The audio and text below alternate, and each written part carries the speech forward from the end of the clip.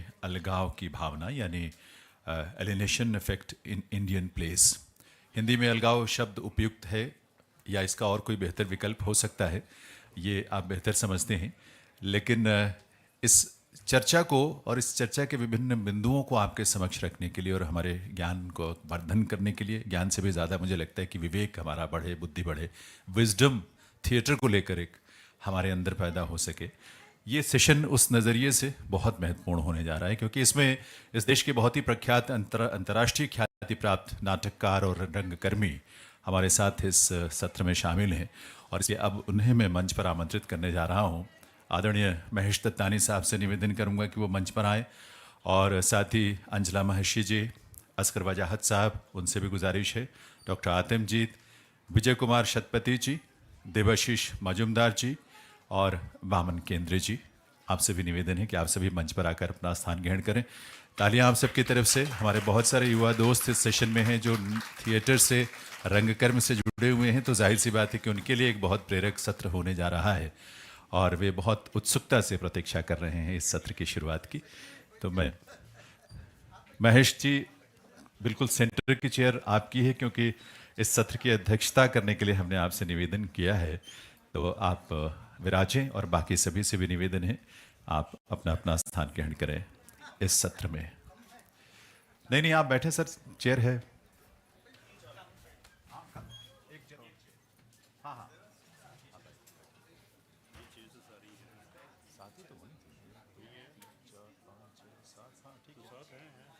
ठीक है, ठीक है।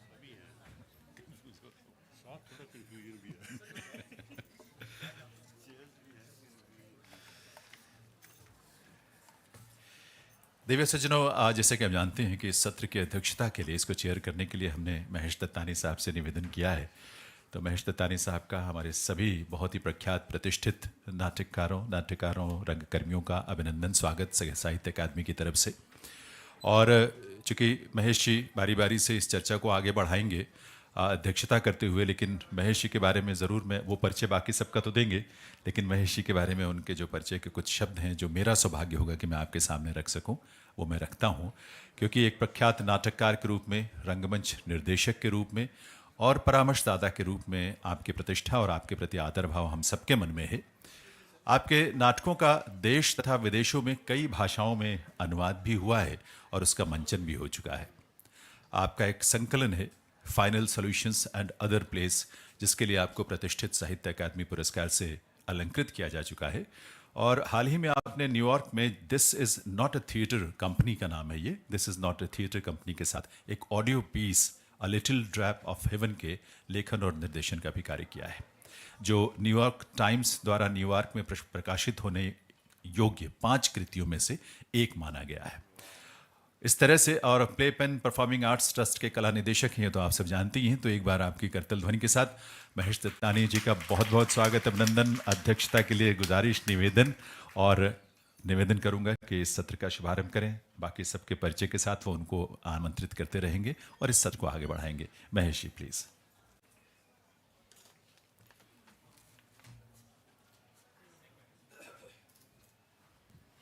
Thank you very much for that kind introduction. Now, we're extremely fortunate to have this panel here today because we're looking at the country's greatest minds, full of ideas, full of practice. We have writers, we have directors, we have film actors as well amongst us, and people who have done solo performances, people who have written criticisms on theatre, especially the alienation effect, which Anjala ji has written a book on this very subject. So I think we're very fortunate to have an academician like her. And I'm going to introduce each panel as I request them to come and speak, because that way you will have a better context to what they're saying. So I'm just going to start off by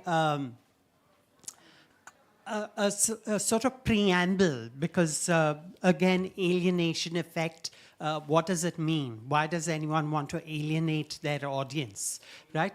So this term, which in German is Verfremdung effect, that's what it's called, is attributed to Brecht, Bertolt Brecht, but he didn't invent it. He coined the term, the power of packaging, right? Because now we associate that term with Bertolt Brecht. So what exactly is this, and why did he have the need for something like this? Brecht was born in Germany, and he grew up at a time when the world faced a war, the First World War. And in his school, when he was in school, probably at 14 or 15, he wrote an essay in which he said, all war is propaganda. And anyone who sees through that propaganda will not want to die for their country. As you could see, that was a very controversial remark made by a schoolboy, and he was almost expelled from school for that. It is my belief that the rejection of that schoolboy's essay led to the birth of Bertolt Brecht, the poet, the playwright, the thinker, the activist, the dramatist. I could see that as a point of departure from him. But of course, he was also influenced or informed, I would say, rather than influenced, by the work of Erwin Piscator, with whom he worked with. And they formed a theater which was termed at some point documentary theater. It had a very, very powerful social voice, and it spoke to the oppressed masses at that time. So I would imagine that that's where his ideology came from. Now, when Bertolt Brecht became this dramatist, as we know him to be, with his work, with his company, the Berlin Ensemble, he was very clear that he did not want his audiences to be so caught up in the reality of the fiction, the fictional characters on stage, that he felt that was very poor theater. That if I lose myself completely in what's going on and say, what's going to happen now? Oh my God, you know, she's going, oh my God, what'll the poor thing, right? It may raise my sympathy for the characters, but it provides me an escape from my own social reality and into the social reality that is fictional on stage. So he was very particular that he wanted both, actually. So he formulated devices in his theater, which we now understand it to be what he called the Verfremdung effect, which loosely, it's been translated as the alienation effect, but there are many critics who disagree with that translation and feel that it's more of a distancing rather than an alienation. So sometimes it's called the distancing effect, and also sometimes psychological distancing, because you're not alienating the audience. They're not leaving the auditorium. You're not pushing them out of the auditorium. You're giving them an interesting presentation, but at the same time, pushing them a little bit by saying, hang on, this is interesting, watch it, but also can you connect it to what's going on in your life? So he was more interested in the why rather than the what. So he didn't want audiences to think, what's going on or what's going to happen next? He wanted them to question, why is this happening?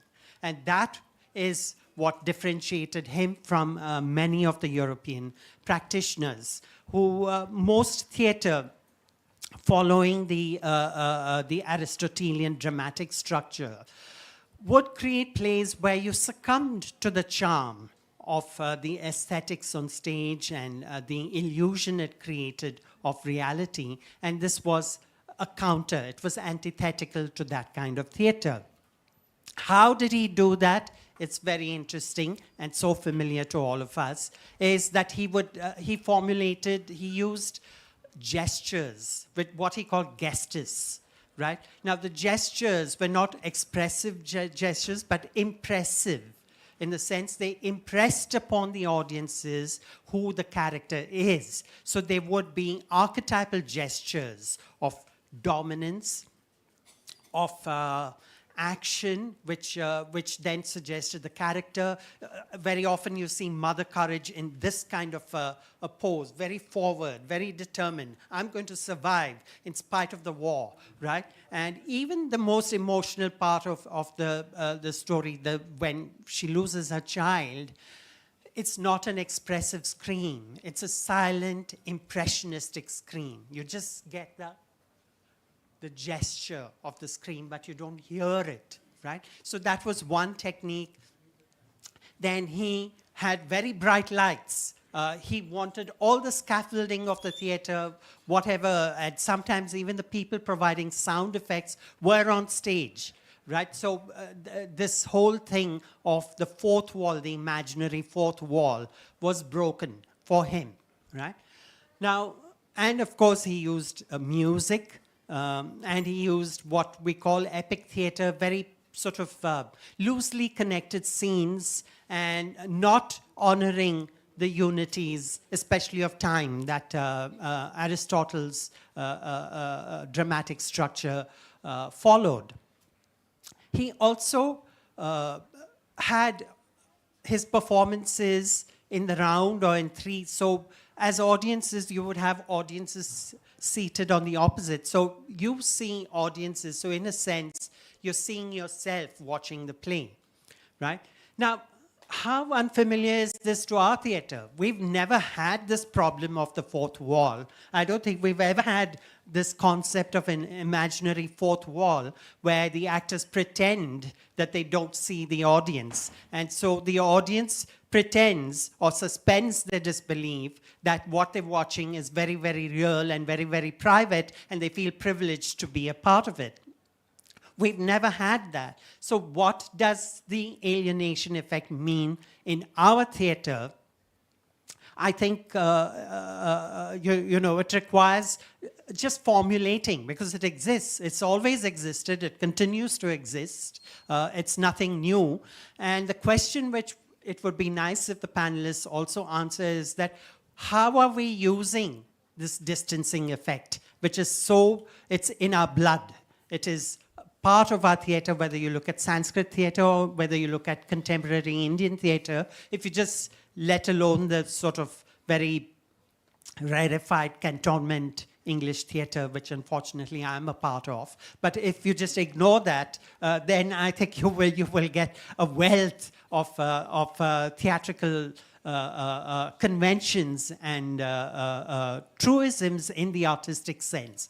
Even the very fact of rasa, which is an aesthetic experience, that the emotion an audience feels is not necessarily the emotions that the actors are going through. Right? That there is, even if you feel karuna, even if you feel raudra or something, it still has an aesthetic quality to it. It's not connected with what we call real emotions. This real emotions in the theater is an illusion. It doesn't exist. Even in the realistic theater, realism is also a convention in the theater. It's not realism versus stylistic theater. Realism is a style by itself. Right? So without further ado, I would first like to call Anjali ji. Sir, sorry for interruption. Just 1 minute I will take in Vidbin. Before we invite the first speaker, I will request Dr. K. Srinivas Rao ji, Secretary, Sahitya Academy, just to come on stage and felicitate the dignitaries, eminent personalities from theatre. सबसे पहले महेश दत्तानी साहब जो chair कर रहे हैं इस session को, उन्हें अंगवस्त्र भेंट करके उनका अभिनंदन। और क्योंकि राव साहब को एक्चुअली चूँकि 4-5 वेन्यूज़ में प्रोग्राम चल रहे हैं, Alienation effect. Thank you very much. अंजला जी, अंजला महेश जी, उनकी उपस्थिति है हम सबके बीच।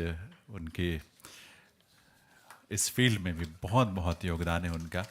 आउटलुक ने, मैगजीन ने देश के जो सबसे शीर्ष नाटककार 10 चुने, उसमें असगर वजाहत साहब ऐसे लोकप्रिय नाटककार, असगर वजाहत साहब। डॉक्टर आतिमजीत जी, जिन्होंने पंजाबी थिएटर के माध्यम से देश और दुनिया में इस थिएटर को एक पहचान दी है, देश में भी और देश के बाहर भी। और बामन केंद्र जी, आप जानते ही हैं कि नेशनल स्कूल ऑफ ड्रामा के डायरेक्टर रहे और इस क्षेत्र में उनका वर्षों का योगदान और लगातार जो निरंतरता उनकी है इस काम को लेकर क्षेत्र में वो बहुत अद्भुत है। देवाशीष मजुमदार साहब, वे भी हमारे इस पैनल का हिस्सा हैं और उनका भी बहुत बहुत स्वागत। और विजय कुमार शतपथी जी का भी बहुत बहुत स्वागत है हमारे इस सत्र में। और चलिए, मैं I am sorry for this interruption, but Mahesh now please carry on sir. Thank you very much.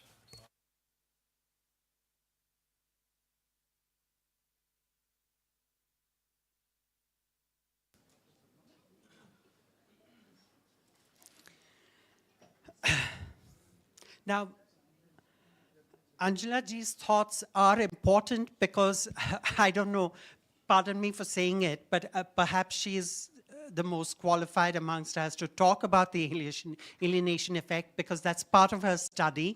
Not only that, she is a practicing dancer. You practice Bharatnatyam and Odissi, right? So I would request you to feel free to speak on whatever you prepared, that's fine. And would you like to stand or would you like the mic? Okay.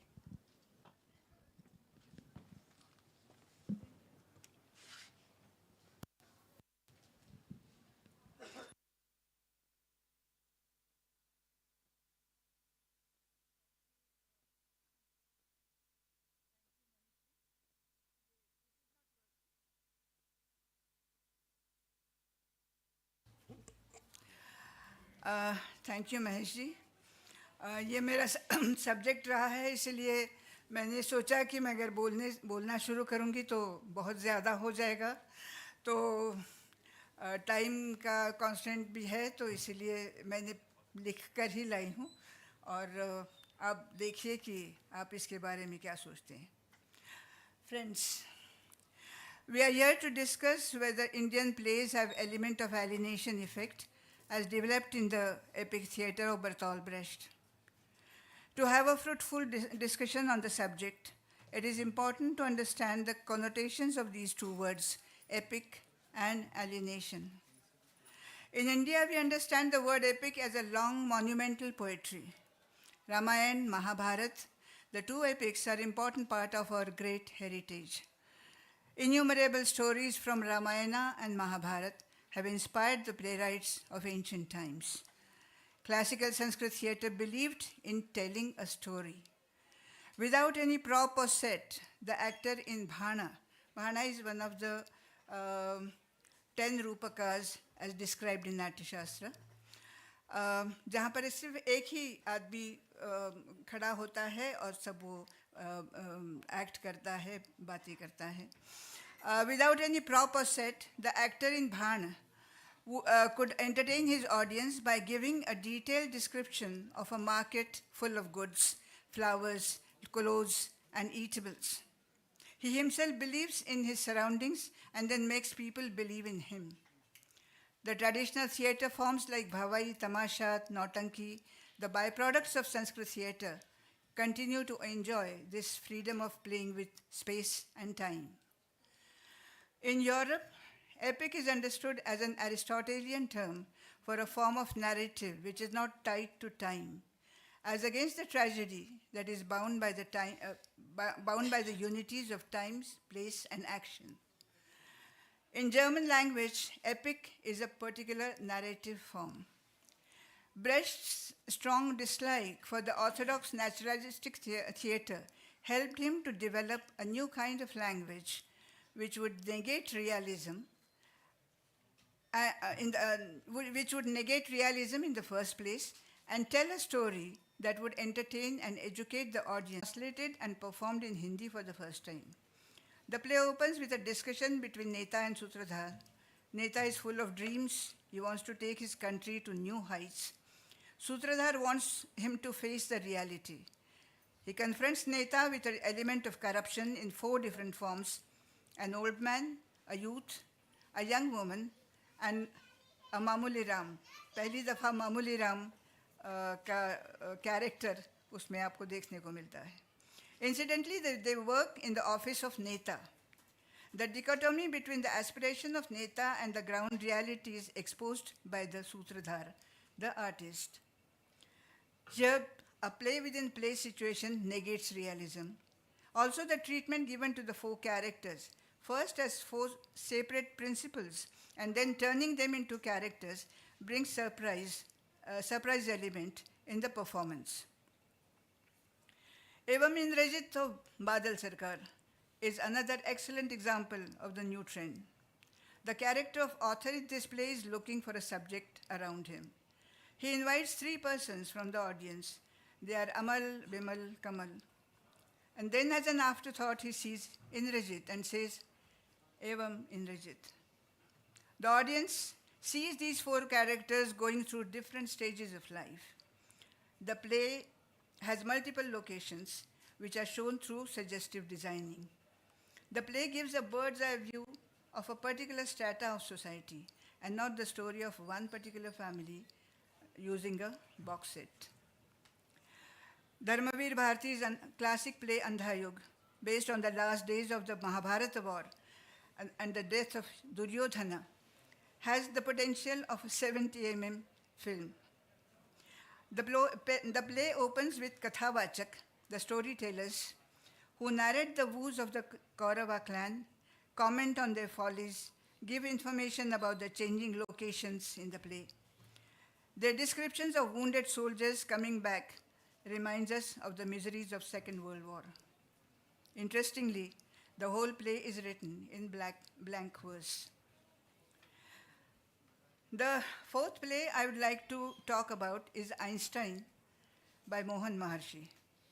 This is probably the only play written on the subject of development of science. Here, playwright brings three Einsteins face to face: old Einstein, the professor in Princeton, young Einstein studying in Bern, and 12-year-old boy doing his school in Munich. At times, they share the same stage, informing the audience about the time and the place they are in. दो जने खड़े हैं, दो Einstein's खड़े, एक बूढ़ा है, वो कहता है आज 13 जुलाई है 1954, प्रिंसटन. दूसरा आइंस्टाइन यंग है, वो कहता है आज 20 सितंबर है 1902, बर्न. तो इस तरह से अपने चारों तरफ वो समय और स्थान का एक कॉन्टिन्यूम बना लेते हैं और फिर वहाँ से अपने अपने एक्सपीरियंस के अनुसार एक दूसरे से बात करते हैं. At times they share the same stage, informing the audience about the time and the place they are in, thus constructing a space-time continuum. In one scene, in a dream sequence, young Einstein sees a galaxy of scientists from Aristotle to Kepler, Galileo, Newton. Time travels in this play in a peculiar way. In one scene, for example, Einstein and Mileva, they are sitting in a garden. She leaves the stage to get him some iced coffee. Einstein has a long passage here informing the audience about their marriage, his job of patent officer grade 3, and his study circle named Academy Olympia. Yes, he's sitting there. While speaking his lines, he removes the pieces of white cloth covering the furniture on stage. What we see now is a study with a table with lots of books, 3 chairs, a bookshelf, and a blackboard, Einstein's famous blackboard. Meanwhile, Mileva comes back with 2 glasses of iced coffee. She is still in the earlier times. She realizes that Einstein has moved much ahead, goes back and brings his jacket as he is going to meet his other scientist friends. There are many Indian plays where non-realism or magical realism has been introduced by the playwrights. When a novel is transformed into a play, the playwright finds immense possibilities in the non-realistic structure. Begum ka takiya, Mahabhoj, Diwar mein khidki rehti thi. There are so many. These are some of the successful examples. I believe the claim that Sanskrit theatre had the alienation effect is far-fetched. And to be fair, Brecht never claimed that he had invented alienation. He developed a theatrical tool after studying past and present theatrical languages. He developed a method for his actors to act in a non-realistic play. He developed a production technique for for his kind of epic theater. I don't think that modern Indian plays were written as a reaction to established realistic theater. While responding to their times, playwrights were venturing into new themes and play structures. For the theater practitioners today, this is an exciting time. Whether it be Sanskrit theater or Shakespearean or Brechtian or Kabuki or Nautanki or Tamasha, these are all pools of resources that they can dip into and find a language that is true to our time. The audiences, I can assure you, are certainly ready for it. Thank you. Thank you so much. I think one powerful remark Angela ji made was that our theatre was never written as a response to something. So it's not an antithesis, it is the thesis. I really like that.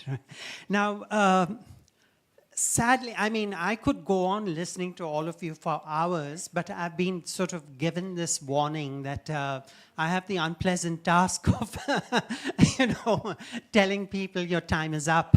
And of course, the governor is coming at 4:30, so we ordinary writers and artists and directors have to shut up.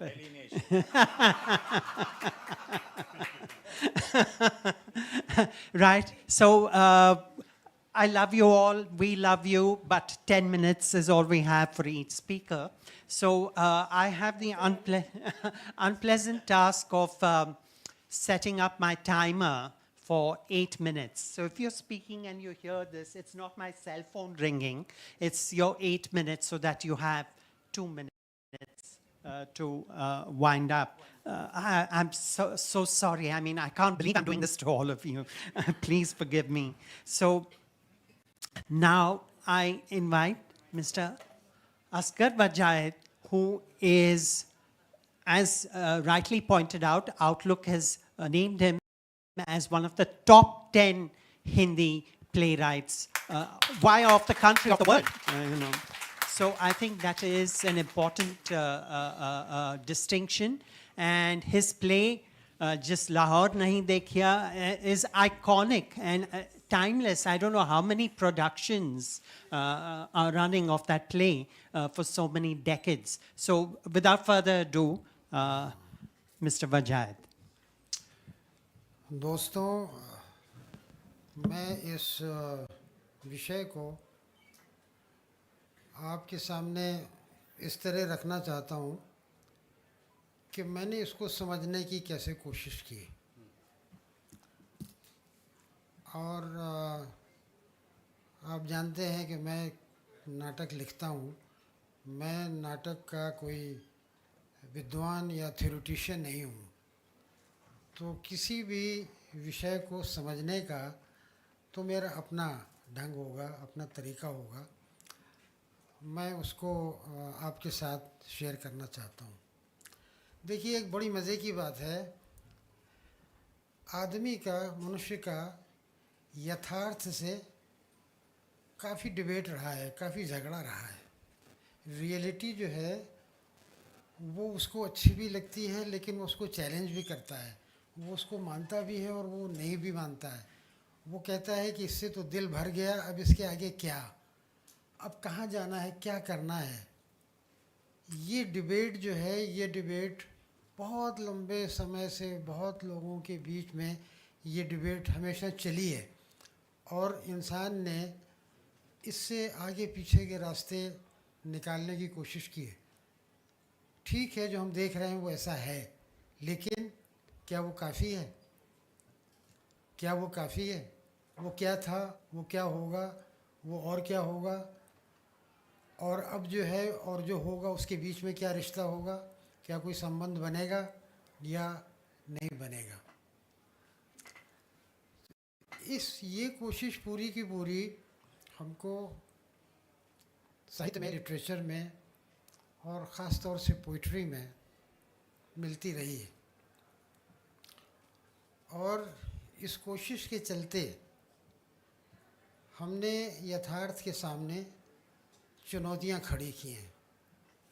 एक चुनौती जो हमने बड़ी खड़ी की थी, वो चुनौती है कल्पना की, इमेजिनेशन, कल्पना की चुनौती। यथार्थ तो ये है, लेकिन इस यथार्थ को हम कल्पना में बदलने जा रहे हैं। इसको हम कल्पना में बदल देते हैं।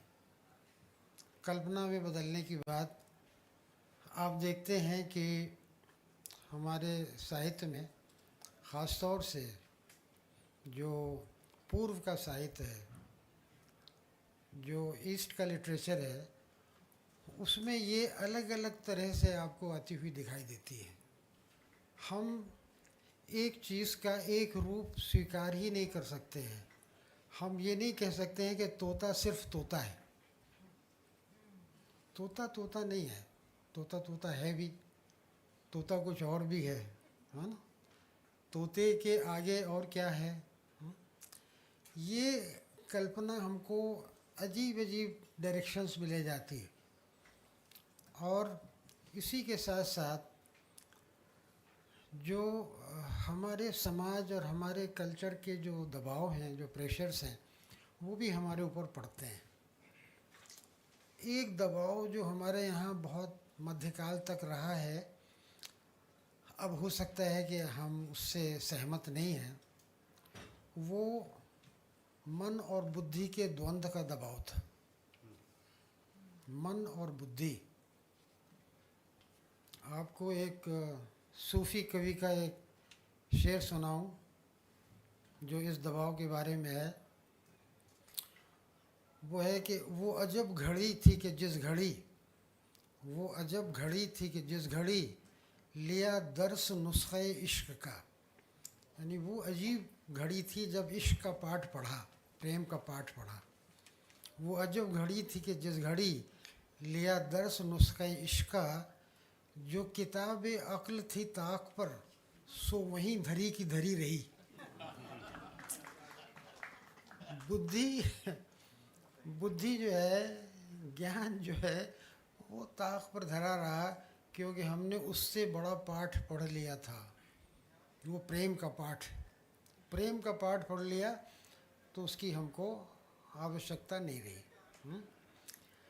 ये जो है वो हमारी रियलिटी को बनाने में, हमारी रियलिटी को मोल्ड करने में इस तरह के जो हमारे विश्वास हैं, इनका एक बड़ा योगदान रहा है, बड़ा योगदान रहा है।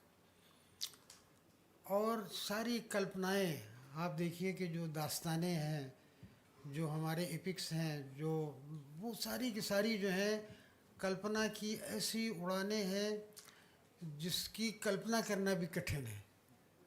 तो कल्पना की ये उड़ानें जो हैं, ये हमको यहाँ दिखाई देती हैं कि किस प्रकार से हम यथार्थ को एक तरह से नियंत्रित, या हम उसको विस्तार देने की, या हम उसको अस्वीकार करने की, या हम उसको स्वीकार करते हुए भी अस्वीकार करने की कोशिश कर रहे हैं।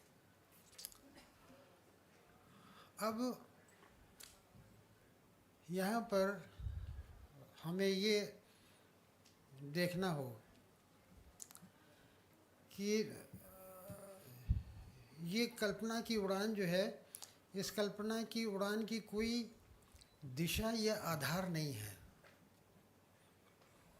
दिशा नहीं है, आधार भी नहीं है इसका। तो इसको आधार देने की कोशिश 19वीं शताब्दी के अंत में, 20वीं शताब्दी के शुरू में यूरोप में इसको आधार देने की कोशिश की कि ये जो कल्पना है, इस कल्पना का एक रीज़न भी बनता है, एक लॉजिक भी बनती है, और जो सामाजिक और आर्थिक परिस्थितियों से जुड़ा हुआ है। एक दर्शन हमारे सामने आया जिससे ब्रेख्त भी प्रभावित थे, वो मार्क्सिज्म का दर्शन, कि आगे भी हम जो बढ़ते हैं तो वो एक दिशा में जाएंगे, एक दिशा डायरेक्शन है और वो एक प्रक्रिया है ना। उस प्रक्रिया में हम आगे बढ़ेंगे तो यथार्थ का विस्तार पहली बार एक तरह के रीज़न और लॉजिक के बेसिस के ऊपर किया गया और ये कहा गया कि जो हम देखते हैं इसके आगे भी देख सकते हैं, इसके आगे भी देख सकते हैं, और जो ये सच्चाई है जो हम देख रहे हैं तो उसके आगे भी हमको सच्चाई दिखाई देगी। और इस प्रकार से ये साहित्य में ये धारा जो है वो आना शुरू हुई और केवल नाटक या केवल कविता में नहीं बल्कि हम कलाओं में भी देखते हैं। हम देखते हैं कि हमारे देश में 20वीं शताब्दी का जो प्रारंभिक युग है तो उसमें जो प्रोग्रेसिव राइटर्स का मूवमेंट है वो सिर्फ राइटर्स तक महदूद नहीं है, वो चित्रकारों में भी है, वो नाटककारों में भी है, वो लेखकों में भी है। और इस प्रकार से ये धारणा जो है वो हमारे यहाँ बलवती होती है। अच्छा ये शायद घंटी बज रही तो ठीक। और उसका प्रभाव जो है वो ब्रेख्त के माध्यम से हमारे समाजों को हमारी जो विचार हमारे जो ख़ास तौर से जो हमारा सौंदर्य शास्त्र है उसके ऊपर उसका प्रभाव किस तरह से पड़ना शुरू हुआ ये आप जानते हैं, ये आपको विदित। और इसी के साथ और जो एक महत्वपूर्ण बात ये है कि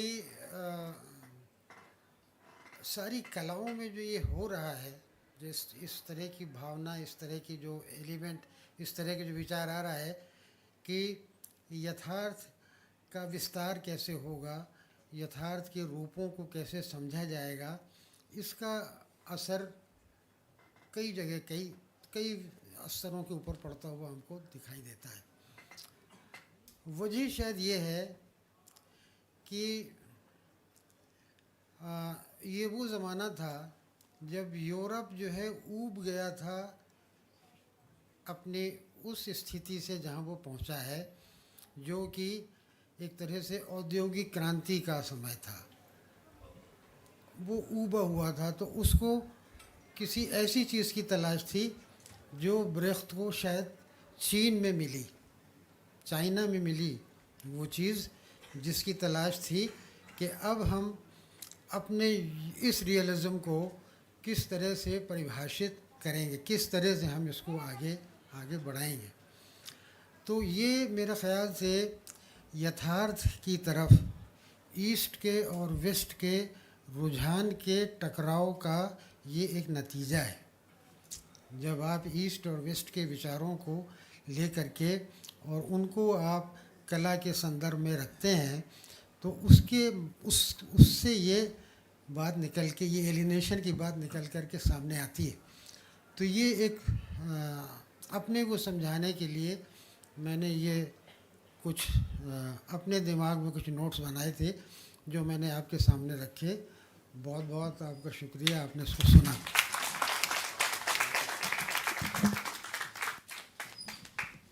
Thank you so much.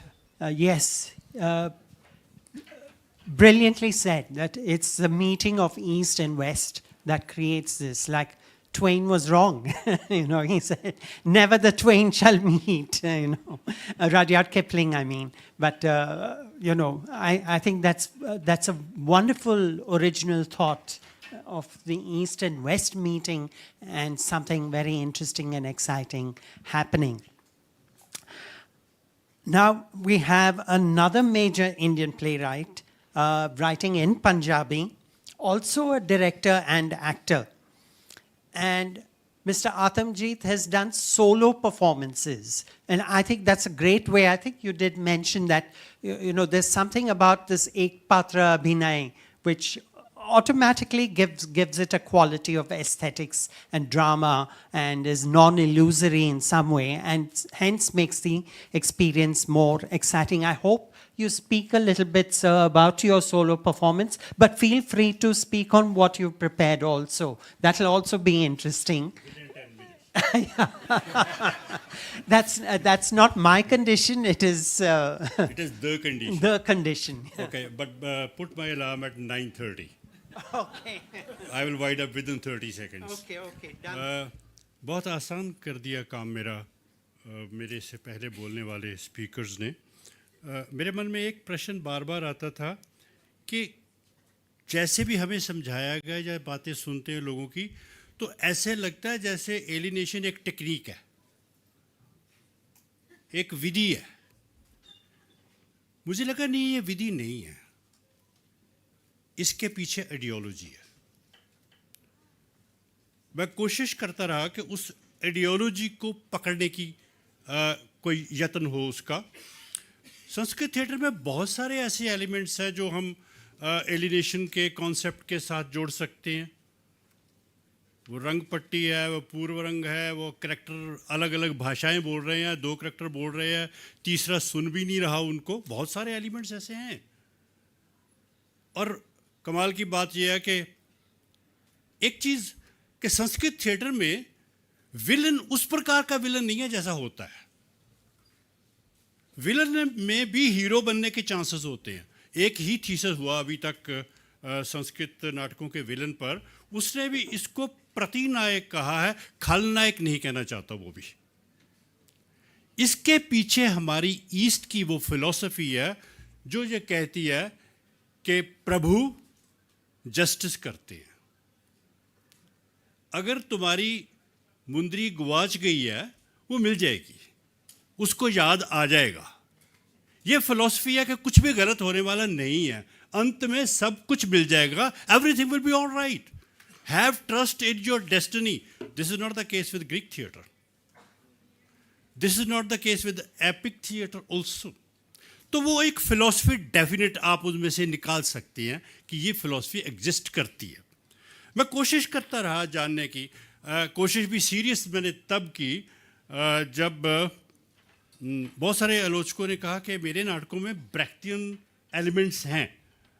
But I became serious when I wrote one play on one Kenyan freedom fighter who was an Indian and he fought for the freedom of that country, and I wrote a play on him, गुगीवा Thiong'o, you might have heard his name. He wrote its introduction. He termed that play as epic theatre. So that was the time when I started thinking about Brechtian theatre afresh. So इसकी जो ideology है वो तो clear cut नज़र आ रही है, जिसकी तरफ इशारा किया है अस्कर वजाहत साहब ने, जिसकी तरफ इशारा महेश जी ने भी किया था कि ब्रेख्टियन थिएटर ऑडियंस को चुप कराने के लिए नहीं है, उसको सुख देने के लिए नहीं है। उसके संवाद जो हैं उसमें सुख है, रस है, स्वाद है, संवाद नहीं है।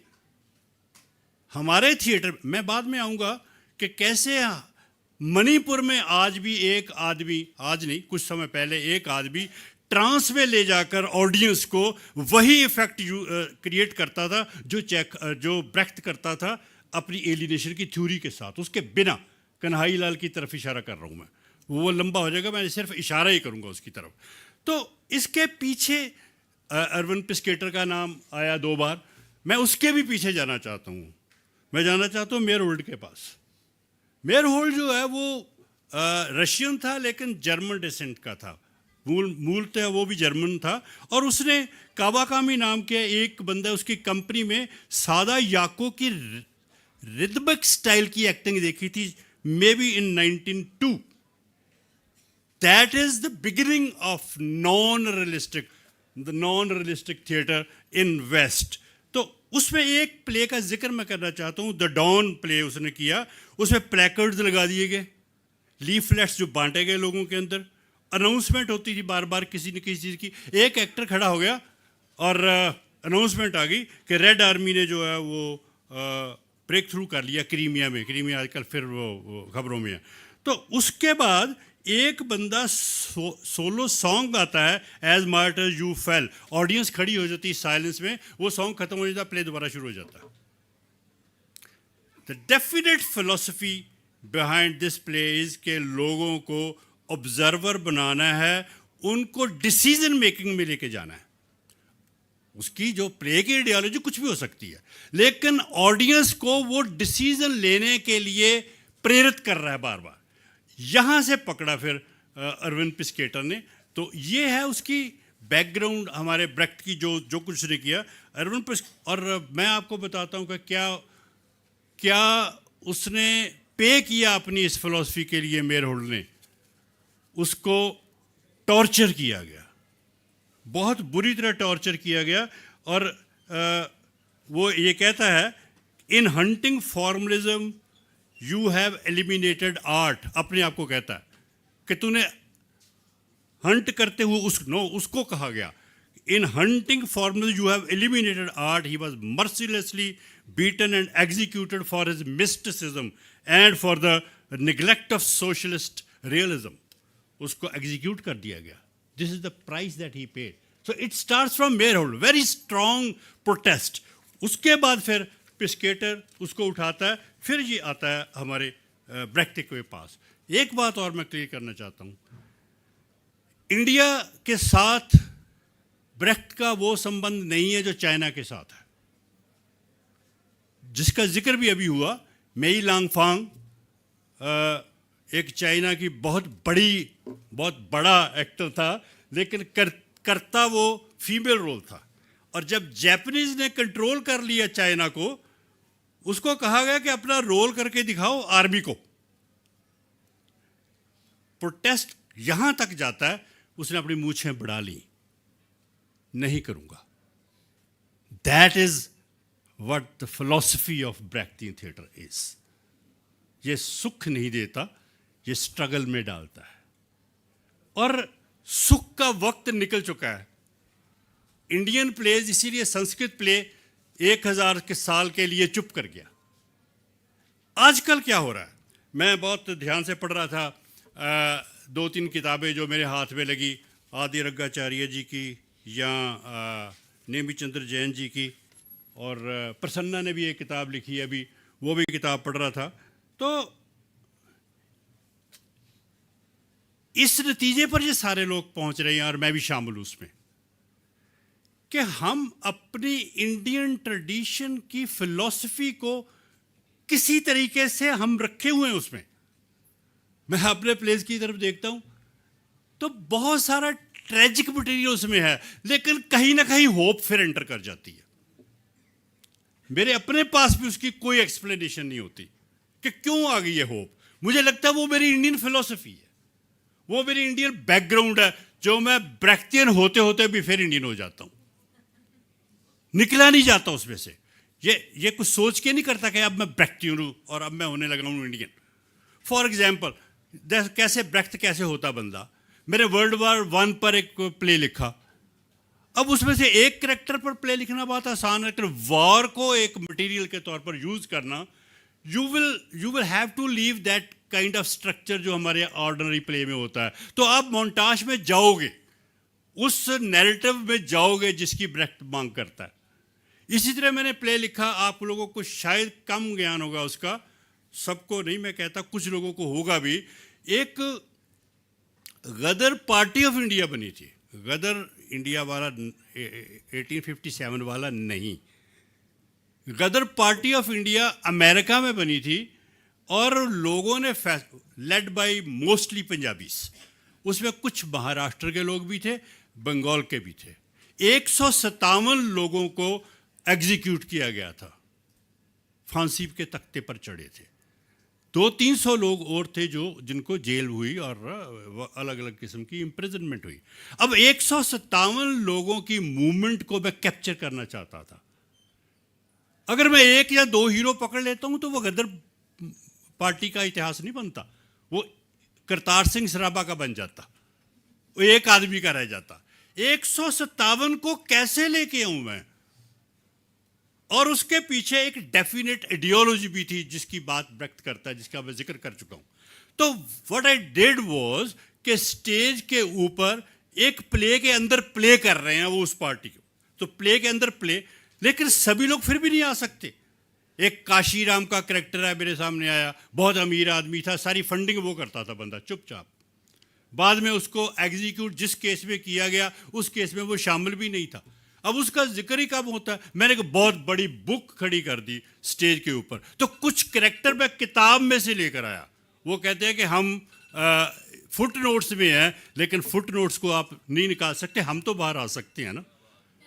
तो वो फुट नोट वाले बंदे भी उसमें आए. तो इस किस्म के नाटक जो आ जाते हैं उसमें भी होप आ जाती है. इसका एंड भी होप वाला है. ये होप हमारी इंडियन है, लेकिन जो समय है, जो कंडीशंस हैं, उसमें हमें प्रोटेस्ट करना पड़ेगा, उसमें हमें सवाल करने पड़ेंगे. वो सुख का समय नहीं है जैसा कि संस्कृत नाटकों तक का था. मुझे लगता है यही मिलन बिंदु है संस्कृत इंडियन नाटकों का और ब्रेख्तियन नाटक का. Thank you very much.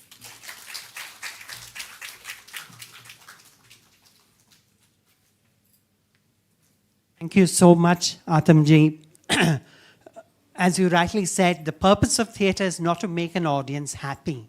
I keep telling my actors and my writing students that don't just think about stroking your audience, think of poking them also.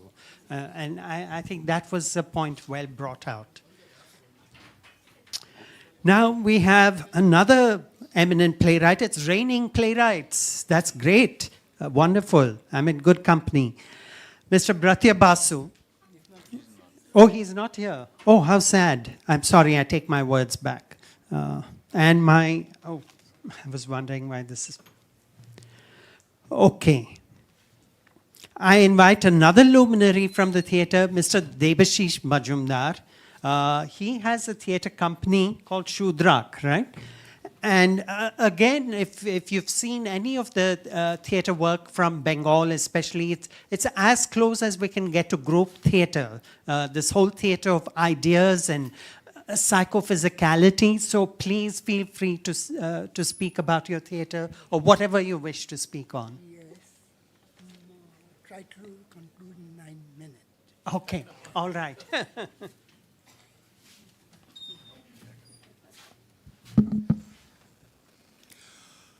My warm regards to my best wishes for all present here. Thanks to Sahitya Academy for inviting me to be a part of this remarkable event of UNMESHA. And also thanks to Sahitya Academy for including theatre in Literature Festival.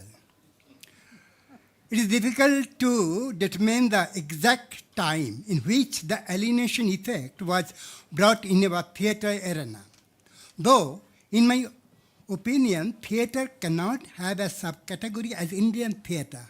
It will not be undue to claim that theatre was extant in pre-colonial India. The major forms were folk theatre and Sanskrit theatre.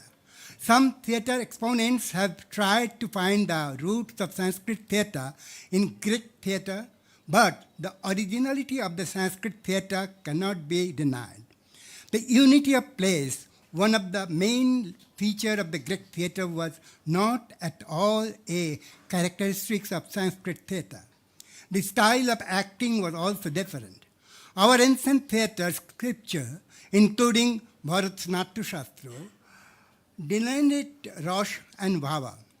The Bhava, sentimental expression by the actor, and the Rasha, the emotion evoked in the audience or spectators, were integral part of acting.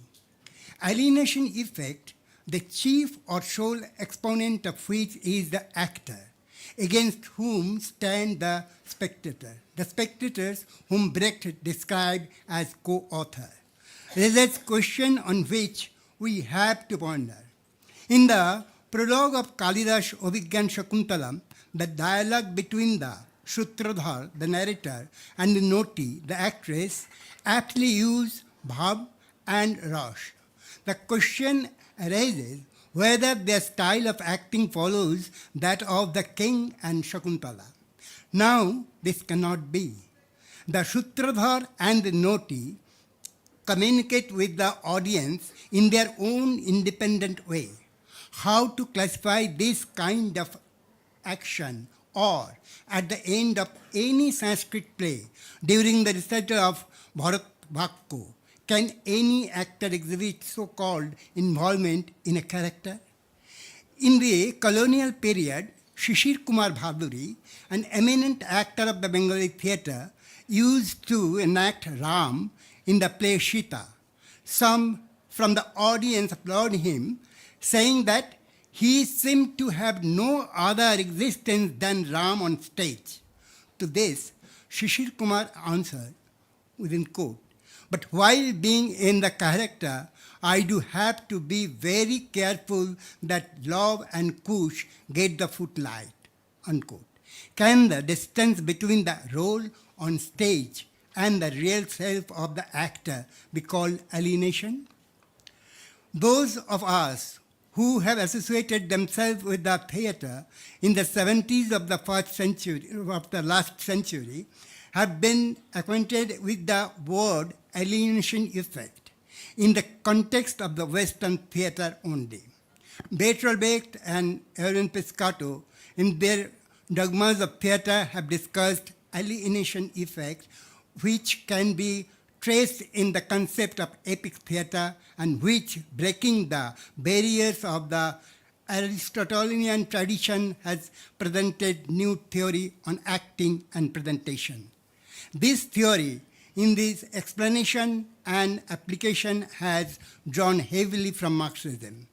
But in the 70s, this theory had not much influence in our theatre.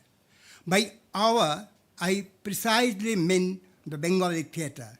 In those days and even now, securing and delivering information about theatre activities all over India was and is not possible in a single moment from a single place. Language is not the only barrier. Carrying out the exact communication is a huge problem. This makes me confine myself in the details of Bengali theatre only. The Occidental theory, which has mostly been discussed in Bengali theatre, pre-independent and post-independent, is the theory of Stanislavski, where science of acting, method of acting, etc., have been referred to. Let Utpal Datta, in spite of his strong adherence to Marxism and in spite of establishing an independent Brecht society, had never translated to produce any Brecht plays. According to Shambhumitra, in the lines of Russian director Jabodevsky, standard acting always falls in line with the standard acceptance universally. Throughout the ages, outstanding performance is not out of the way performance. Both of them had enough opportunity to watch many of well-known ensemble plays. In the mid-70s, post Shambhumitra and Utpal Datta, Bengali theatre had many of Brecht plays enacted through the initiative of the enthusiastic directors. Theatre personalities clashed on how much importance should be given to Brecht theory in Bengali theatre, but no solution was reached at. Audience has always accepted or rejected plays acting upon its own judgment. Alienation effect had no role in it. For a long time, playwrights, directors, actors of Bengali theatre were immensely influenced by the philosophy of Marx. But there has not been much effort to apply the alienation effect of Brecht. Now, I need to clarify why I have mentioned Brecht's effect in particular. In the beginning, I have referred to the Sanskrit play Abhigyam Shakuntalam and the acting style of its, Sutradhar and Noti. Here I would like to draw your attention to our very popular folk performing art from Jatra. In Jatra, the actors try to communicate with the audience, stepping out of the character or role to explain or analyze the sentiments expressed and emotion evoked.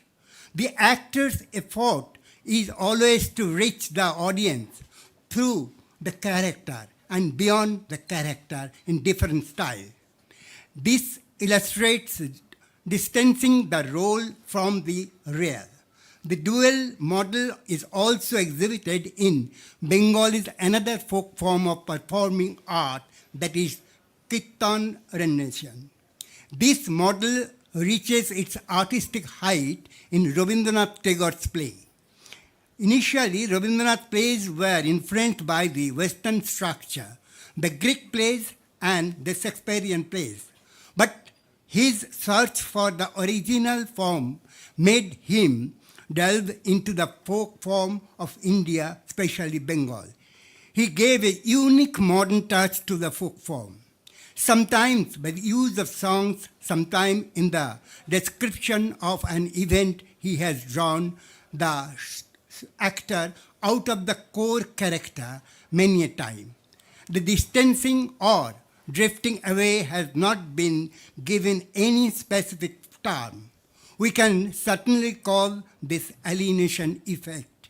This is why I am eager to observe the alienation effect of Brecht. I believe alienation effect of Brecht completely different thing. If we want to understand alienation effect of Brecht, we should know its commitment to Marxism, its commitment to society, and also epic theater and Second World War situation and other things also.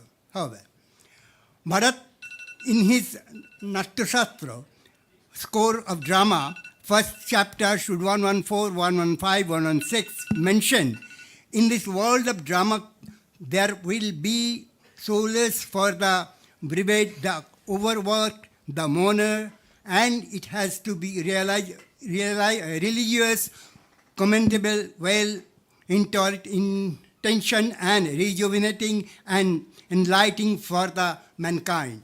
There is no such knowledge, skill, art, education, yoga or karma which is not related in the drama. This concept has not much changed in the modern or postmodern phase.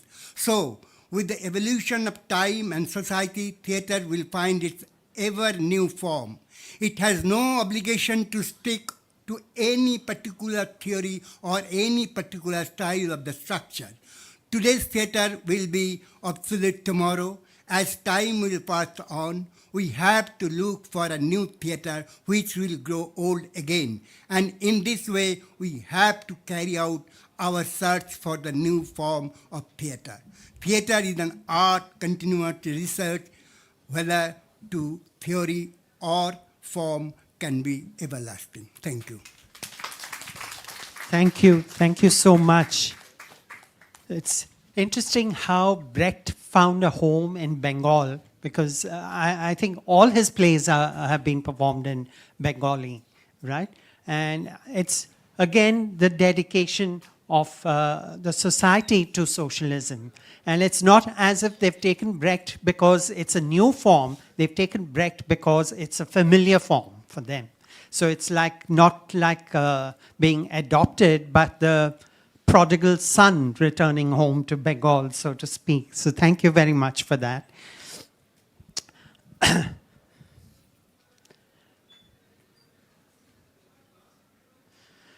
Yes. Now, having authored over 13 books of literary criticism and also a man of the theatre, I'm very happy to invite Mr. Bijoy Kumar Shatpathy to speak on his work. I had the pleasure of meeting you, sir, in Bhubaneswar, if you remember. Yes, yes, yeah. I saw you. Yeah.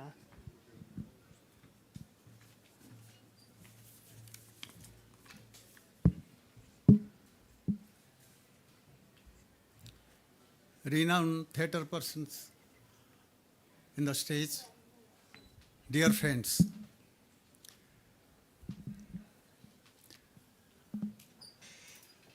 I will now analyze what is called alienation effect. Alienation means isolated, departed, discarded,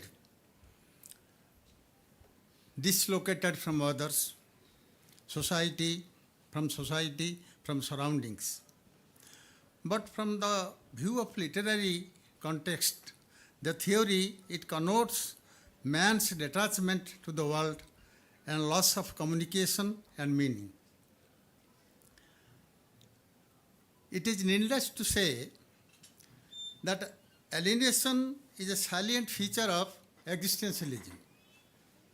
We know Camus, Albert Camus, Beckett, Adam of Ionesco, Jean Genet, their plays are based on existentialism.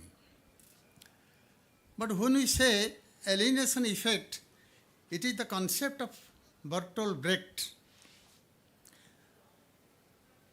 and his epic theatre, who is called the classical modernist. We can call Brecht as classical modernist.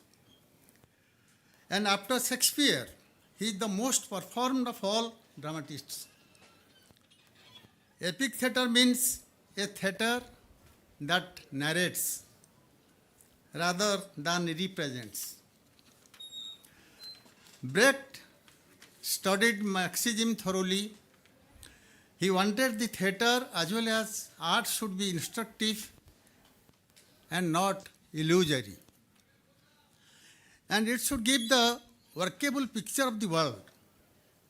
He also rejected the techniques and devices of his contemporary playwrights because their plays stimulated illusions than to give experience of life. Brecht also discarded symbolism because it creates illusion and aesthetic atmosphere and it is not constructive. According to him, the work of realism is to create a sham reality, and it creates only what is familiar and expected. Brecht's center of attention is not individual. He is a reputed writer of socialist realism. Social reality and socialist realism, these are two different things and different theories. So Brecht's attention is on the whole society. He tried how social forces determine the man's fate. This is most important. How social forces determines man's fate. For that reason, he presented large-scale social objects on stage. For example, instead of a well-furnished drawing room, he presented on stage the bizarre street of metropolis. On the stage, nothing should be concealed, according to Brecht.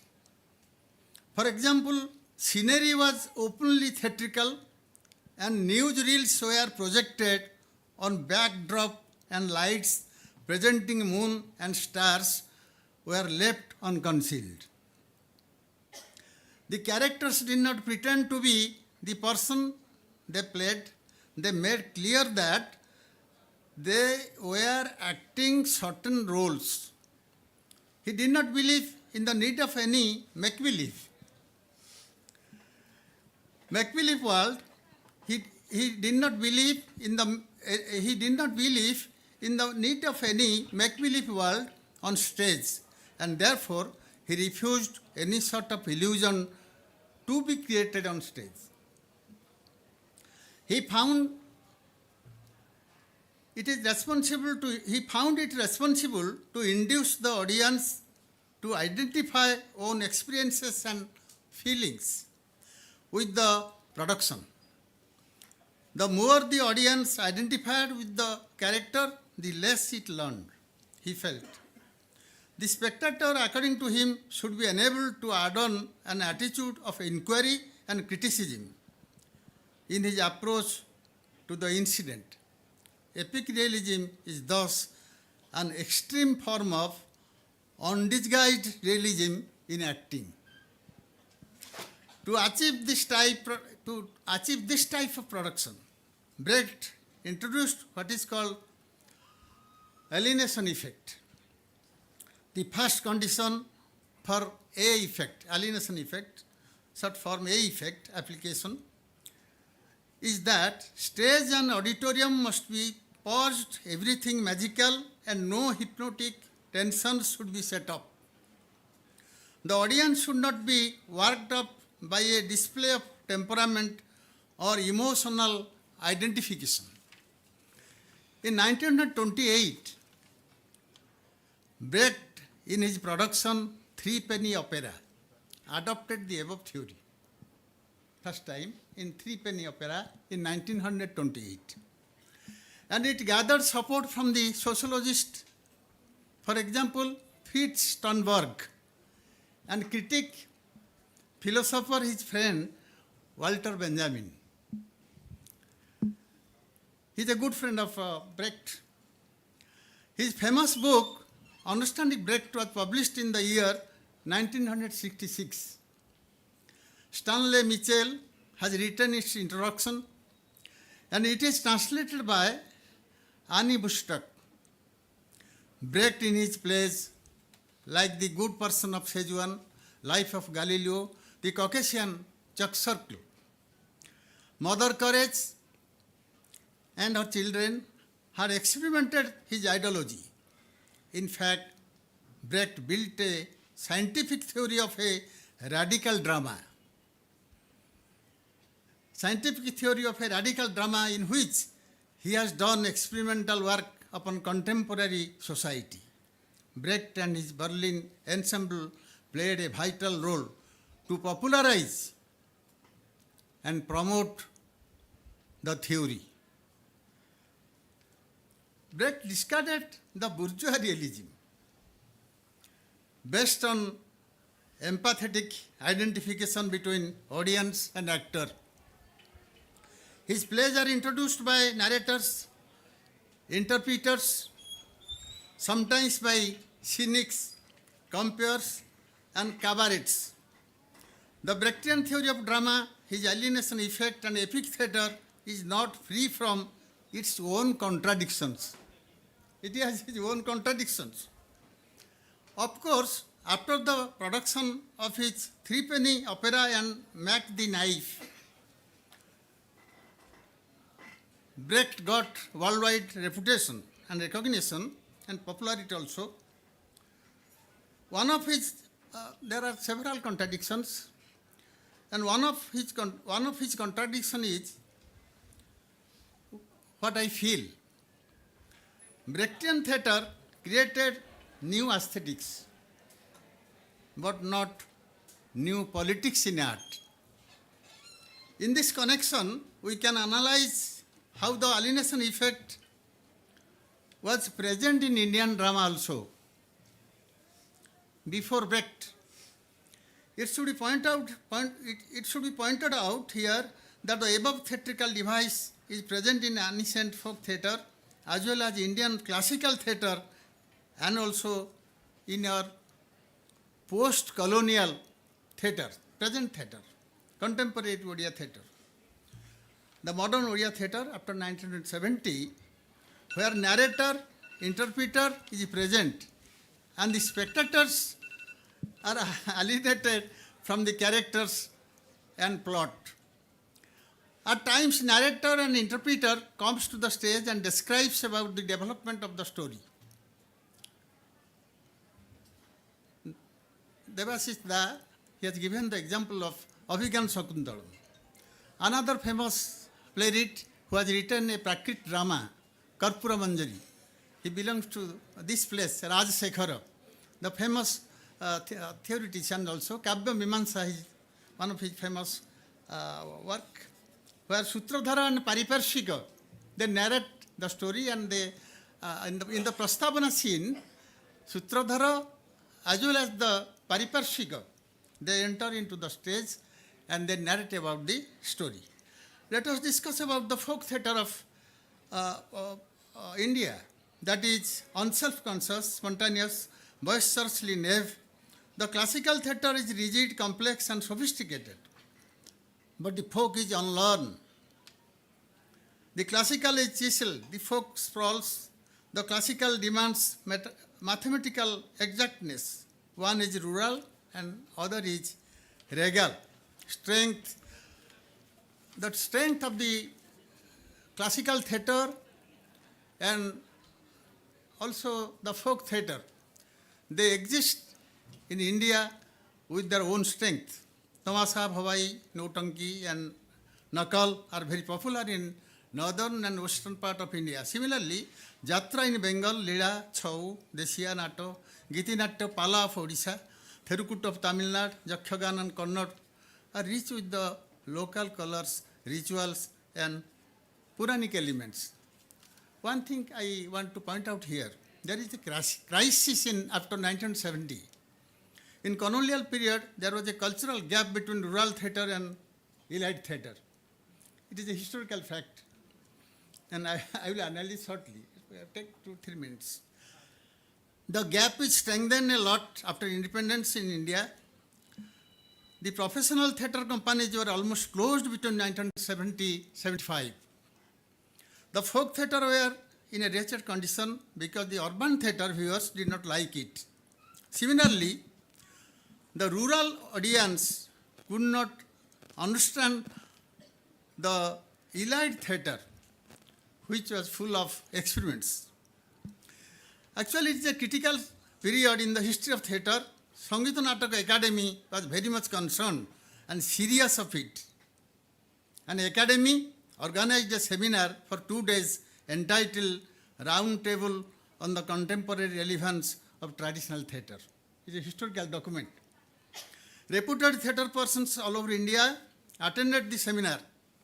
After the introductory note given by Suresh Avasthi, papers were presented by Utpal Datta. Name of the paper is Jatra and its Relevance. G. Shankar Pillai presented the paper Modern Relevance of Traditional Theatre, and Jagdish Mathur, he presented the paper A Plea for Coexistence. Santa Gandhi presented the paper A Search for Links. In the 2 days discussion, the participants were Utpal Datta, Dina Gandhi, Santa Gandhi, Jagdish Mathur, and 20 other reputed theatre persons of India. I will conclude here, just 2 lines, after 2 lines. Theatre, Indian classical theatre and folk theatre became more meaningful. Sutradhara, Nato, Nati, Vidusaka, dance, music, written meaningfully. It is perhaps again our theatre search for roots. Nowadays, the grammar of contemporary playwright is written by them. They are not depending on Brecht, Grotowski, or Stanislavski, etc. They are writing their own grammar. It has roots in Indian soil. Thank you. Thank you, sir. Thank you so much. Thank you. Yes. Oh, God.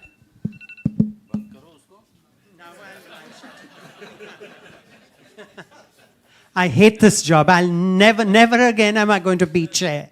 You know.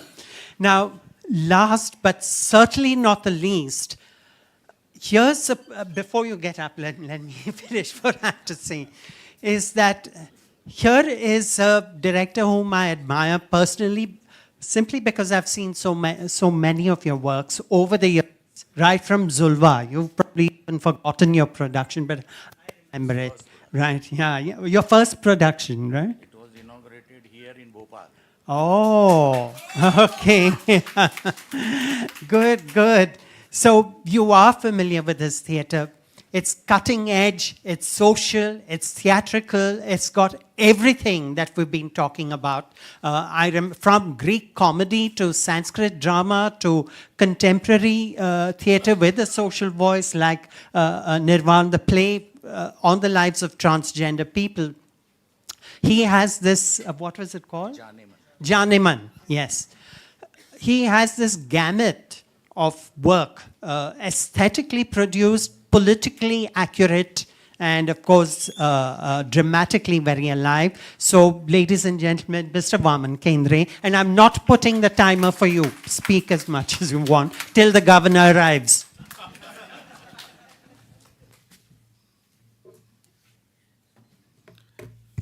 नमस्कार। नए नाटक से ही शुरू करते हैं, governor will not come.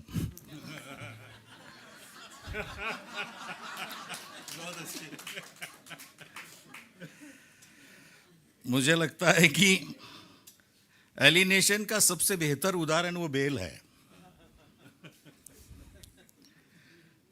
मैं तो उससे डरना शुरू, मोटा जो भी नाटक ठीक से समझ नहीं पाया हूं, क्योंकि जिस संदर्भ में ब्रेक्ट एलिनेशन की बात करता है, शायद वो आज भी हम समझ नहीं पाए हैं। क्योंकि हमारे यहां पुनर्जन्म का सिद्धांत है। इस जन्म में कुछ नहीं मिला तो अगले जन्म में देख लेंगे ना। हमें कोई जल्दबाजी नहीं है कुछ पाने की ना कुछ खोने की। हमारे पास तो कितना 84 लाख योनियों का फेरा है। तब तक कुछ नहीं हुआ तो ब्रेक हमारे साथ आएगा ना। जिसको एक ही जन्म में सब कुछ पाना है, उसके लिए ब्रेक भी उतना इंपॉर्टेंट है, मेयर होल्ड भी उतना इंपॉर्टेंट है, ग्रोटोस की भी उतना ही इंपॉर्टेंट है, पीटर ब्रूक भी उतना ही इंपॉर्टेंट है। मुझे लगता है मूलतः संस्कार का फर्क है। ये भारत में जिस लिहाज से एलिनेशन ब्रेक मानता है, उस लिहाज से वो कभी पनपा भी नहीं और पनपेगा भी नहीं। क्यों हमें दादी नानी की कहानियां पूरी क्या कहते हैं, लगाव से सुनने की आदत है, और वो बचपन का संस्कार है। हम किसी भी चीज में जब तक उस बहाव में बहते नहीं हैं, तब तक उसको हम अपना मानते ही नहीं हैं, चाहे वो नाटक भी हो। मूलतः मुझे ये दो पैराडॉक्स दिखता है, दो विरोधाभास दिखता है। एक रस सिद्धांत जो हमारा संस्कार है, किसी भी चीज में दिलचस्पी लेना, किसी भी चीज में रुचि लेना, और हम इसको कहते ही हैं, हम प्रेक्षक नहीं होते, हम आस्वादक होते हैं। वो भाव प्रदर्शन करने वाला एक्टर होता है, और उसके भाव प्रदर्शन से जो हमारे मन मस्तिष्क पे परिणाम होता है वो रस है। और जब तक वो रस परिपूर्ण तरीके से हम उसका आस्वाद नहीं लेते, तब तक ना हम रोते हैं, ना हम हंसते हैं, ना उसको प्रतिसाद देते हैं, ना ताली बजाते हैं। ये हमारा संस्कार है, हम उसको क्या करें। जिन नाटकों का महेश ने अभी उदाहरण दिया, वो सारे नाटक करने के बाद भी मुझे लगता है कि हाँ, उसमें सब एलिनेशन है, वो भारतीय एलिनेशन है। एलिनेशन तो हमको बचपन से उसकी घुटी पिलाई जाती है, पर जिस संदर्भ में हमारे सारे थिएटर में देखिए, सारा जो व्याकरण है वो एलिनेशन का है। अब स्टोरी टेलिंग देखिए, सूत्रधार आता है बोलता है, नटी आती है वो बोलती है, लोक नाटकों में शाहीर आता है, लोक नाटकों में भागवत आता है, वो निरंतर बीच बीच में टोकते रहता है, पर उसका टोकना है वो हमको एलिनेट नहीं करता है। ये हमारी या तो ताकत है या उसको कह सकते वीकनेस है। बीच में आके कमेंट करता है। जो 3 यूनिटी की हम बात कर रहे हैं, time, unity of time, unity of action and unity of space, ये हमारे जितने भी सोशल एंटरटेनमेंट के अभिव्यक्ति के माध्यम में लोक कलाएं हैं, उसमें तो खुलेआम तोड़ता है। अब सैया भाई कोतवाल में राजा और सिपाही का सीन है, और अचानक सामने आके आप बैठे हैं, सतीश आलेकर जी बैठे हैं, आप अभिनव जी बैठे हैं, तो इनका नाम लेंगे, या टिकम जोशी बैठे हैं तो उनको लपेट लेंगे। हमारे नाटकों में जो है या भारतीय कलाओं में लपेट लेने की बड़ी क्षमता है, और जब तक हमें वो लपेट नहीं लेता है, जब तक हमें कोई सोचने से दूर रखता है, तब तक एलिनेशन हम कैसे ला सकते हैं। जब एलिनेशन का व्याकरण शुरू हो गया दिल्ली थिएटर में और आसपास के थिएटर में, जो इतनी सिंपल बात ब्रेख्त कहता है कि भाई 2 अंक होते हैं, वो एलिनेशन ही है और क्या है। पहला अंक खत्म हो गया, लोग बाहर गए, चाय पी हो तो उस भाव से, उस प्रभाव से बाहर आ गए, अपनी बातें चार कर ली, फोन बिन देख लिया, वापस आके उस नाटक के प्रभाव में आता है। इससे बड़ा एलिनेशन का कोई उदाहरण नहीं है। सीन का स्ट्रक्चरिंग में, प्ले राइटिंग स्ट्रक्चरिंग में या डायरेक्टर के स्ट्रक्चरिंग में जहां सीन खत्म होता है, ब्लैकआउट होता है, वो एलिनेशन का ही तो डिवाइस है। इतनी छोटी छोटी बातें थी जो ब्रेख्त ने इस्तेमाल की, हम लोगों ने उसको इतना सर पे उठा लिया। क्या नहीं देखा ब्रेख्त के नाम पे हमने नाटक में।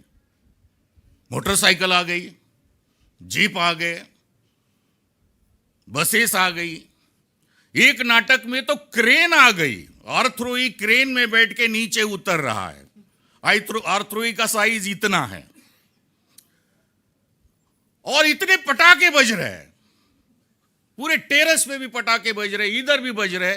वो नाटक मेरे लिए खत्म हो गया, मर गया। मैं वो पटाखे क्यों बजे वही देख रहा था। तो मेरा जो विवेक का जागरण है वो कहां गया। मुझे लगता है हमारे जहां ब्रेख्त ने दूसरी या पहली महायुद्ध के बाद और उसको स्कूल से हकालने के बाद तो एलिनेशन समझ में आ गया। हमारे यहां का सामाजिक स्तर देखेंगे, जातिगत जो स्तर है, धार्मिक जो स्तर है, यहां पर हमने कितने लोगों को जिंदगी से एलिनेट रखा है। एलिनेशन तो उसको समझ में आएगा ना जो एलिनेटेड है, जो कभी अस्पृश्य था। आज की तारीख में हमारे इधर कितने तरीके से हम एक दूसरे से एलिनेट कर रहे हैं, एलिनेट हो रहे हैं, ये देख लीजिए। कई बार तो ऐसा डर लग रहा है आज के समय का कि इंसान खुद से ही एलिनेट हो रहा है। बर्टल ब्रेथ के ग्रामर को उनको इतना एहसास नहीं था कि मॉडर्न लाइफ में एलिनेशन थियरी इतना प्रभाव डालेगी कि 22 मिनट का एपिसोड देखना है तो उसके 3 टुकड़े होंगे और हर बार आपको एलिनेट होना पड़ेगा। और आजकल जो रील्स देख रहे हैं हम सोशल मीडिया में, 30 सेकंड का रील है, उसमें 2 बार एलिनेट होना पड़ता है क्योंकि किसी ना किसी का एडवर्टाइज घुस जाता है। तो ये जिंदगी से दूर है कहां alienation. It's part of our life. और आई थिंक जो हमारा स्ट्रगल है उल्टा है। हमें एलिनेशन नहीं चाहिए भाई, नहीं चाहिए क्या कहते बीच की एडवर्टाइजेस। हमें सलगता का अनुभव लेने का संस्कार है और आप उसमें अड़ंगा डाल रहे हो। तो हमें आज की तारीख में वाकई ये समझना पड़ेगा, देखना पड़ेगा कि भारतीय थिएटर में कभी एलिनेशन ने जन्म लिया है क्या। एक कुछ उदाहरण छोड़ दीजिए जो आदर्श उदाहरण होते हैं। मुझे लगता है अब इस समय बारी आई है कि हमें, क्योंकि मुझे तो आजकल ऐसा लग रहा है कि इतना सोशल मीडिया का बम्बार्डिंग है, इतना ओटीटी प्लेटफॉर्म है, सिनेमा है, सीरियल्स है, बाकी सारा जो जमावड़ा पूरे थिएटर के साथ है, कहीं ना कहीं मुझे थिएटर ही एलिनेटेड लग रहा है। वाकई समाज को थिएटर की जरूरत है? ऐसा सवाल पूछने के बाद उसका कोई पॉजिटिव जवाब नहीं मिलता है। जो हम ही हैं थिएटर करने वाले, वो अपनी पूरे पैशन के साथ, अपनी पूरे शिद्दत के साथ नाटक कर रहे हैं। मैं आपको एक सवाल पूछूंगा कि पूरे इस 140 करोड़ की तादाद में कितना परसेंटेज लोग नाटक देखते हैं? उसके फिलॉसफीज की बात तो हम बाद में करेंगे। तो आज मुझे आज की तारीख में भारतीय थिएटर ही, नाटक ही कहीं ना कहीं एलिनेट हो रहा है, आइसोलेट हो रहा है, ऑब्जेक्टिवली उसको धक्का मार मार के उसकी स्पेस को हटाया जा रहा है। कहीं ना कहीं हमको उस दिशा में बहुत गंभीरता से सोचने का समय आ गया है। इसीलिए हमें कौन सा एलिनेशन चाहिए कि जो हमारे विवेक का जागरण करे और फिर भी भारतीय रहे। हमें हो सकता है कि ब्रेक्ट के एलिनेशन थिएटर की जरूरत नहीं है, हमें नए एलिनेशन की जरूरत है जो ब्रेक्ट के मूल सिद्धांत को पकड़े और भारतीय संस्कार को, भारतीय सामाजिक संदर्भ को, भारतीय सरोकार को और समाज के सीढ़ी पर खड़ा हुआ आखिरी आदमी है उसके साथ खड़ा रहने वाला थिएटर जब खड़ा होगा तब मुझे लगता है भारतीय थिएटर में एलिनेशन होगा। धन्यवाद।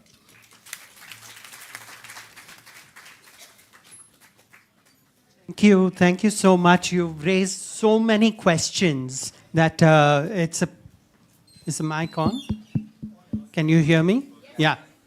So, yes, ma'am. Can you speak into this? Good evening or good afternoon. I'm Kanizara Razavi. I thought today alienation effect in Indian plays would be talking about the need for belonging that each individual has. Instead, I got an absolutely luxurious and fabulous expertise on Brecht, whom I had studied in school as well as acted in college in Delhi University. But I want to know, is there not a need for us to understand that alienation is something that is very important to each of us? Because every one of us here wants to belong. And when we do not belong, we are alienated. So I'd like to know your comment on that. Yes, that is exactly why I have a problem with the word alienation. I do not think it is a good translation of Befremdung. And that's, nobody wants to be alienated. Every one of us want to belong, no matter how radical you are. I think a better word, and that's where all this confusion is coming because of that horrible word that it's been translated to. I would say that distancing, and I prefer, again, you know, it's open to discussion, I prefer the word psychological distancing. You're not distancing, no, you're not physically alienating your audiences. You don't want that. You don't, that would mean telling your audiences to get out of the auditorium. Right? That is not what Brecht, in my opinion, I could be completely wrong, please correct me. I think it is psychological distancing from what's going on stage. So it's a partial illusion. There is the need for that, and there is a need for us to draw from. It's like instead of believing in the given circumstances of the play, you believe in your own circumstances as well. Right? What I wanted to say was Brecht. Very good. I've studied, I've acted, great. Yeah. But the fact is that alienation effect in Indian plays could have told us about how our theatre is telling us that there are so many different people. Okay? I thought it would have something to do with culture shock. Since I have been a part of culture shock repeatedly out of stupid choices that I made, but I realize that culture shock is very real. And that is where the alienation happens. And if you don't get culture shock, that means you have gone into a host of very, very tolerant people. We want to say that our country is tolerant, but it's not. And that could take one. No. We have to. I want to thank the Sahitya Academy especially for not only inviting me, but for giving me the privilege of interacting with all of you. So thank you very much. And I think something to take home about UNMESH. I mean, isn't that about raising consciousness? Yeah. It's, yeah.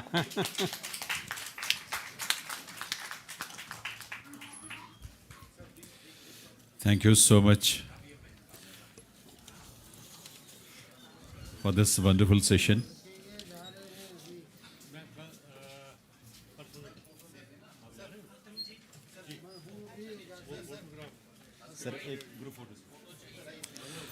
बहुत बहुत आभार आदरणीय महेश दत्तानी साहब का। आपसे request करूंगा, आप अभी चूंकि कोई टी ब्रेक